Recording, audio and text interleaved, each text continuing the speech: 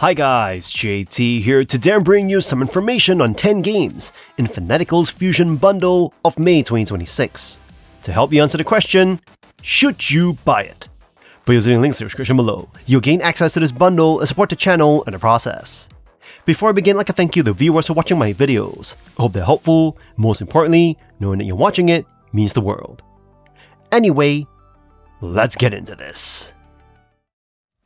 At number 1 we have Dead Island 2, a chaotic, gory, and over-the-top survival romp that knows exactly what it wants to be. Pure zombie-slaying fun. You step into the blood-soaked streets of Los Angeles, a city split into distinct districts like Bel Air, Venice Beach, and Beverly Hills, each filled with sun-drenched luxury and hordes of the undead. The real star here is the combat.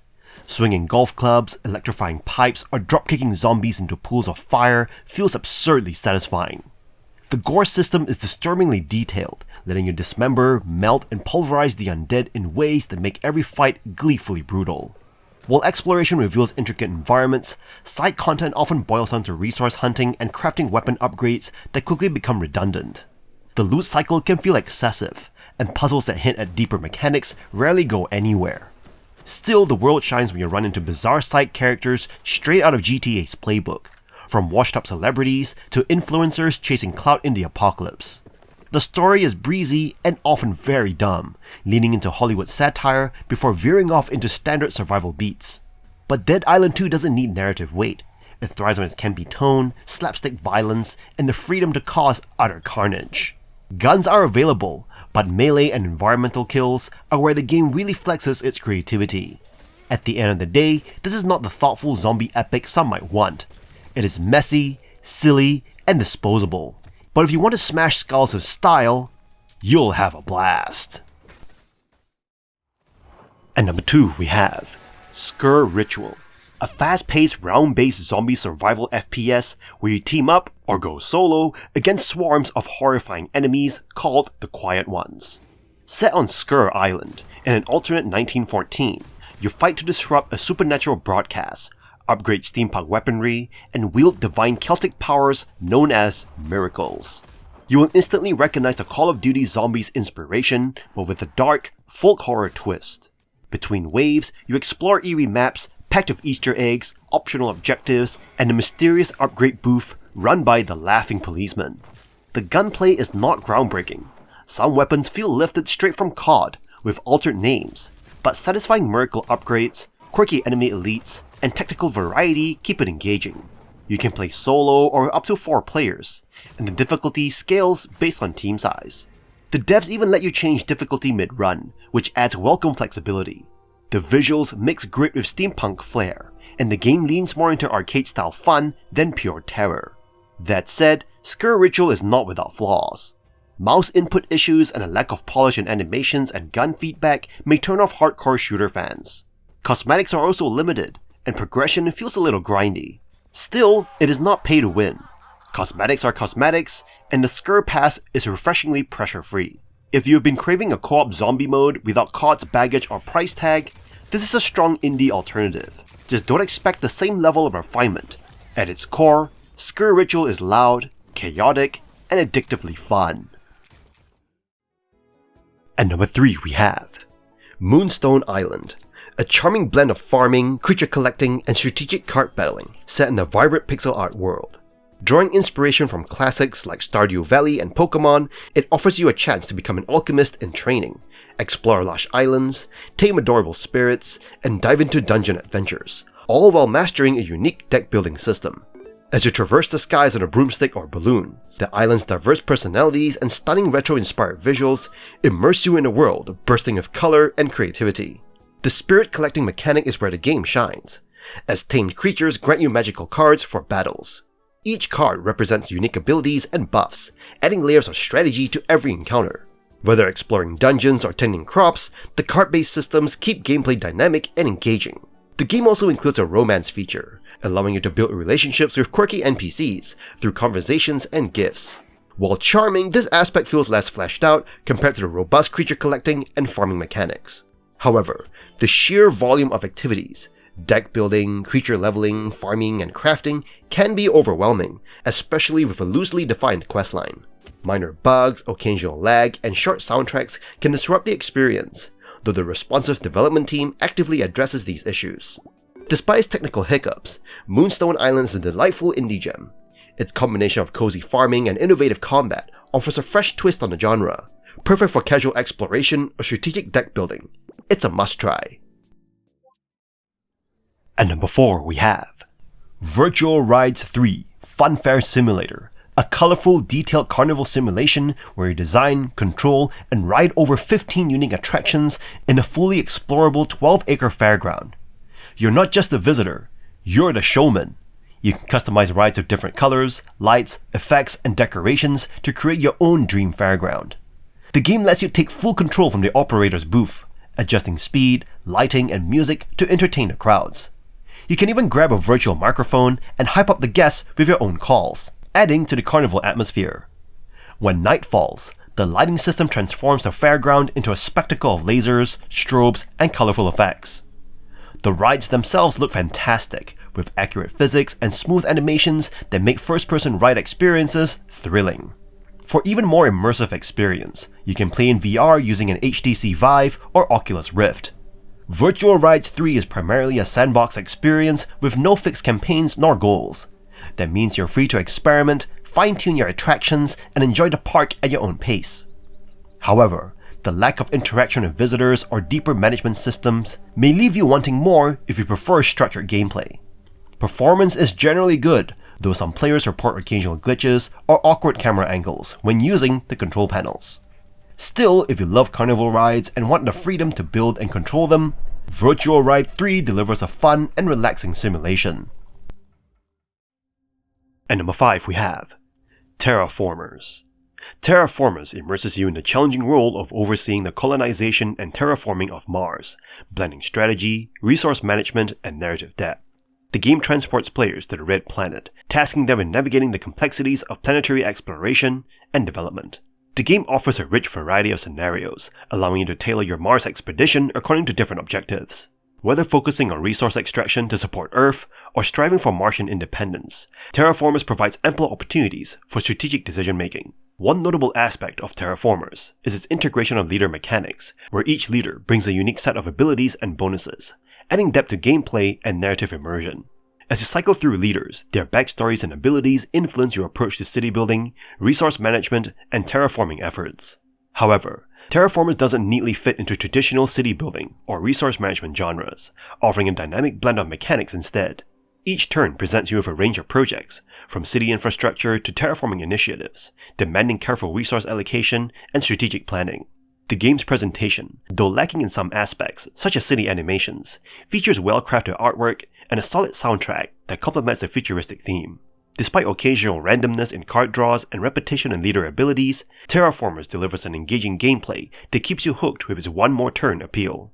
Terraformers offers a compelling strategy and resource management experience that captures the essence of Mars-focused science fiction. While some aspects may not appeal to all players, its varied scenarios, leader mechanics, and terraforming concepts make it a worthy addition to the genre. At number 6 we have Primal Planet, a solo-developed Dinotvania that merges traditional 2D exploration with survival mechanics and a touching narrative. You play as a prehistoric hunter who must protect his family from a brutal T-Rex attack, only to discover that your world is being visited by mysterious alien forces. This genre-bending title stands out by ditching complex dialogue for emotional visual storytelling that highlights the bonds between the protagonist, his wife, daughter, and their pet dinosaur, Sino. The gameplay loop requires you to balance combat and resource management. You'll gather materials to craft spears, bandages, and fire starters, which are essential for survival and bypassing environmental hazards.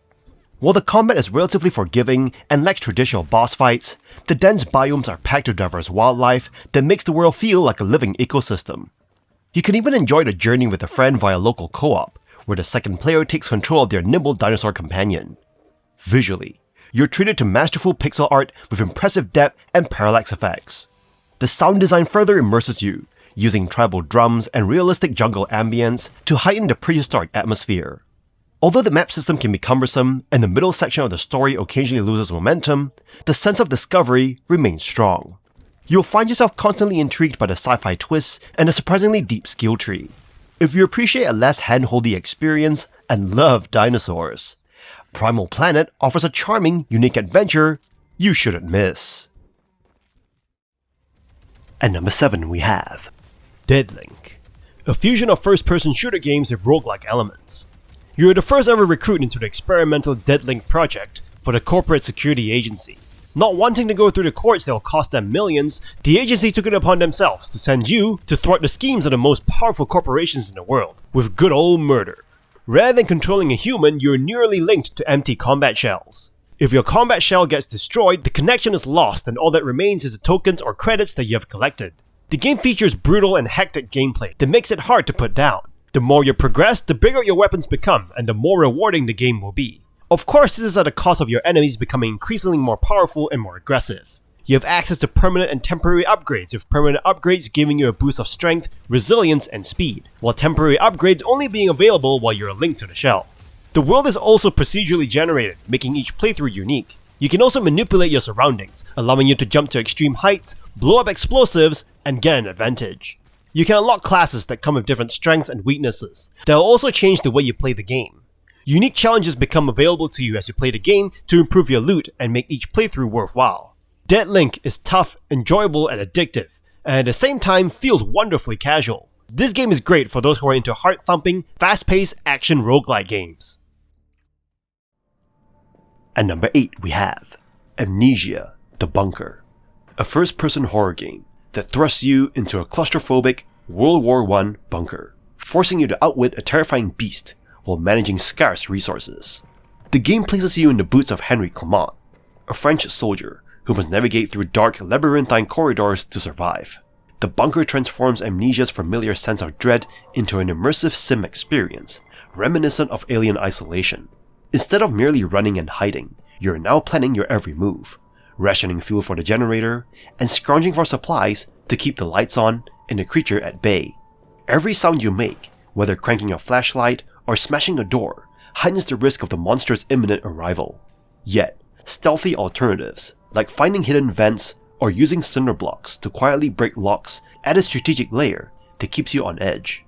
The game excels in sound design, with every distant artillery boom, scurrying rat, or guttural growl sending chills down your spine. You'll often find yourself debating whether to use your last bullet to defend yourself, or save it for a locked door later on. Though its story is more straightforward than previous entries, piecing together Henry's role through scattered notes adds depth and emotional impact. The unpredictable randomized item placement and the ever-present threat ensure that no two playthroughs are the same, making Amnesia the Bunker an intense, nerve-wracking experience you will not soon forget. At number 9 we have Cassette Beasts, an indie RPG that channels Pokemon nostalgia, but with a twist. Instead of capturing creatures with Pokeballs, you use cassette tapes to record them. This game is aimed at fans who grew up with Red and Blue, but are now older and want something quirky with a touch of adult humor. Set in a vibrant world of 3D backgrounds and pixel art sprites, you battle using 120 unique monsters, like a traffic cone-wielding crab or a bullet-themed creature. The twist is that battles revolve around transforming and fusing monsters, where strategic type interactions cause chain reactions. For example, fire melts plastic into poison, adding a layer of depth that feels both familiar and new. Battles are typically 2-on-2, with you and a companion who can also transform and fuse with monsters. The game shines with its humor, from jokes about capitalism to villains resembling landlords, preying on the poor. It is full of nostalgic references, like using a pencil to rewind your creature, which will resonate with those who remember actual cassette tapes. However, as you progress, the initial charm fades. Despite its innovative mechanics, the game's battles can become repetitive, and the leveling system lacks incentive to keep capturing new creatures once your team is set. Ultimately, while Cassette Beasts delivers a fun, nostalgic experience with a unique twist, it struggles to surpass its Pokemon roots. It is more of a delightful remix than a genre evolution. At number 10 we have Strange Horticulture, an engrossing puzzle game that places you in the role of a plant shop owner who becomes a plant shop detective in a quaint Victorian town. Armed with a collection of unidentified plants, an aging botany book, and your wits, you embark on a journey to solve numerous mysteries, both big and small, with the world's fate in the balance. The game's primary gameplay revolves around helping customers who visit your shop with limited information about the plants they seek. Using the details provided, you must identify the correct plant from your collection and the entries in your botany book. The game's beautifully illustrated plants, detailed drawings, and elaborate descriptions make solving these mysteries a delightful experience. With nearly 80 plants to manage, each customer presents a unique challenge, requiring patience and close observation. The game also features a map, where you can explore various locations, unlocking new plants and events by deciphering clues received through letters, notes, or cryptic messages. While the map puzzles are less challenging than plant identification, they offer creative variety and satisfying rewards. Strange Horticulture stands out with its branching narrative, where your choices determine the course of the story, and the quality of the writing is on par with the detailed botany book descriptions. The game's meticulous attention to detail allows you to interact with various elements, such as arranging plants, labeling them, and even petting your cat. Replayability is a strong point, with multiple endings and different outcomes based on your choices. Despite the lack of voice acting, the text-based dialogue is skillfully written, adding depth to the characters and the overall narrative. In conclusion, Strange Horticulture offers a captivating blend of detective work, botanical exploration, and branching storytelling. Its meticulous attention to detail, challenging plant identification puzzles, and diverse narrative paths make it a highly engaging and rewarding experience for players who appreciate intricate mysteries in the world of plants.